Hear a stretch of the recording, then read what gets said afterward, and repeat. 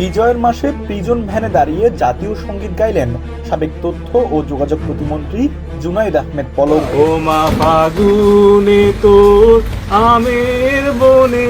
সোমবার দুপুরে এমন একটি ভিডিও সামাজিক যোগাযোগ মাধ্যমে ব্যাপক ভাইরাল হয়।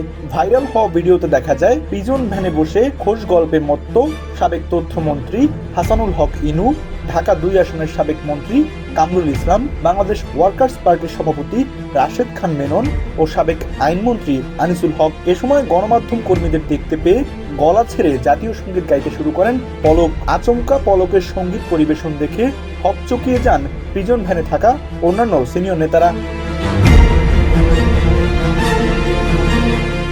জুলাই গণ অভ্যুত্থানে হত্যা মামলায় বর্তমানে কারাগারে আছেন সাবেক তথ্য ও যোগাযোগ প্রতিমন্ত্রী জুনাইদ আহমেদ পলক। আদালতে নেওয়ার পথে নানান উদ্ভট কর্মকাণ্ডের জন্য সোশ্যাল মিডিয়ায় প্রায় সময় ভাইরাল হন তিনি।